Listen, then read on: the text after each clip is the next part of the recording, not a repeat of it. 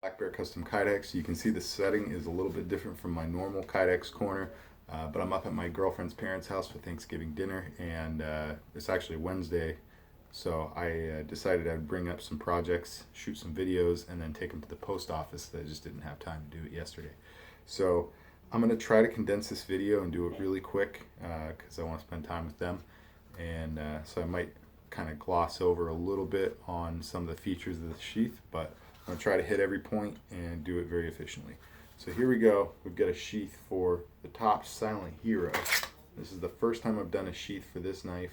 I really like the knife, and I think the sheath came out great. So let's take a look. This is going to Neal in Washington State. And Neal asked for a pancake style sheath, rivets down both sides, a plate to hold his leg strap on it, a dangler, and obviously a nice SE pouch on the front. These things are great. So the combination of colors he chose were obviously OD green on the SE pouch, but we've got Cryptek Mandrake on the front, chocolate brown on the back, and obviously Mandrake again for this leg strap plate and the dangler adapter plate. So a couple of features that he asked for on this were he's got a sheath right now that he uses that just squeaks and rattles and he hates it. So he wanted me to make him something that was more or less silent or as quiet as possible. So I think I've done a good job here with this. The construction's really solid. The D-ring has no play in it whatsoever. I mean, it moves the way a D-ring's supposed to move, but there's no additional rattle to it. And let me just shake it for you. You can hear the leather hitting the handle of the knife, but that's it. So it's a very quiet system. I'm really happy with how this came out. Let's take a look. We'd actually bounced around a few different ideas, milled slots, D-rings out the side, putting a tech lock on the back, but he had actually come up with the solution of just making a little molded plate and having a leg strap pass through that. So I've added to that idea, and I've lined the inside of the plate with suede just so that it would quiet the sound of the strap sliding through it even more. It's very secure, really nice system. I think that looks pretty nice.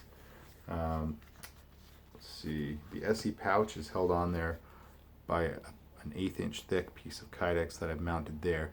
And I know it adds a tiny bit to the profile, Neal, but it's definitely the strongest possible solution. And also just because of the width of the sheath and everything, it wasn't really going to be possible without drastically changing the actual profile of the sheath itself to get that pouch on there without using that plate. So I promise you that plate adds a great deal of strength and not much to the profile. This thing is super rugged, and the overall sheath is actually shored up a little bit because of that plate. So hopefully you'll be happy with that. And I've already emailed you about it, Neal, but there is this tear on this elastic part here, and I'm just gonna buy a new SE pouch and have it shipped directly to you. So you get the broken one, but you'll get a brand new one as well. I'm not sure if that's something I did or not, so I'm just gonna eat that cost. I just want to cover my butt there, so I'm not sending you defective stuff. That means you are gonna have to get the pouch off and put the new one on. So at the end of the video, I'm going to give you a quick tutorial instruction on how to do that, and it's probably self-explanatory if you just look at where all the screws go, but just in case, maybe it'll just be a little bit faster if you watch the video first so that you already know what you're in for. So alright guys, that's what we got. I'm going to show you the Kydex click here. Actually, the draw first off, one-handed ballistic draw. As always, that's my goal with all of my sheaths. Sometimes it's not possible, but I'm very happy that it is this. And the click going back in, you can tell it's not a super loud click, but it is felt quite well. So you feel it more than you hear it, and the knife is in there super secure. Let me get that buckle out of the way. Alright, so minus the buckle slapping the sheath there, this is actually a really quiet system. And part of the reason why I chose this particular buckle was because, unlike most, so I'm trying to force it to rattle around, but it doesn't have any play. This is a really, really smooth buckle, but it's also very rugged and very tight. So that would just keep in line with that quiet request that you made there, Neal. And it also, I just kind of cannibalized it off another pack that I wasn't using because it was the best thing I could find. But let's see here. On the female side, I did a little box stitch to hold that nylon on there. And on this side, I added a little adjustment strap buckle. Or adjustment buckle, I don't really know what the thing's called technically. But I left plenty of excess on there in case your legs are larger or you just wanted the flexibility to move it through a greater range. And normally I would do like a little fold over and sew that down so it can't pass through a buckle again. But I figured you could just do that yourself once you decide how long you want that strap to be. So, alright guys, that's what we got for the sheath. I hope you like this. Stick around after this for a tutorial. But if you like this sheath, if you like the video, hit the like button. Subscribe to my channel if you're not already subscribed. And share this with all your buddies. Comment down below, let me know what you think. And thanks for tuning in, guys. God bless.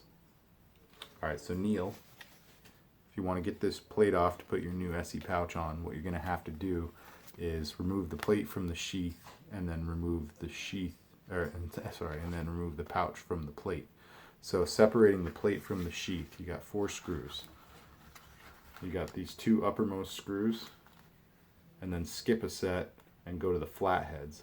So you want to take out these 4 screws that my fingers are touching. Right? Leave these ones alone here.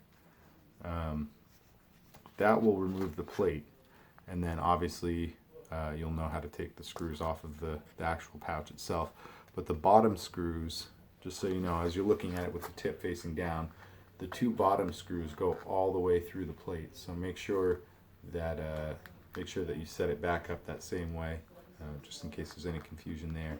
And then the top screws only affect the plate itself. So what you really want to do is you're going to need to get all of the female parts in the plate first, like before you put the pouch on. So get the female parts in the plate, and you know, actually they might have a tendency to just stay there because those washers will hold the outer diameter. So the female parts have to be in the plate, then you affix the pouch itself, and then you can affix the screws back here. So I would recommend female parts through the plate, then attach the bottom of the pouch first, and then attach the top. It seems like it would be the easiest way. So like I said, probably self-explanatory if you just look at where all the screws are, but I wanted to make sure that you had a game plan and know what you're in for before you get into it. So, alright brother, hope you like this sheath, man. Let me know what you think of it once it arrives, and give me a call if you need any help with getting that plate taken care of, or the new pouch put on there. Alright guys, God bless.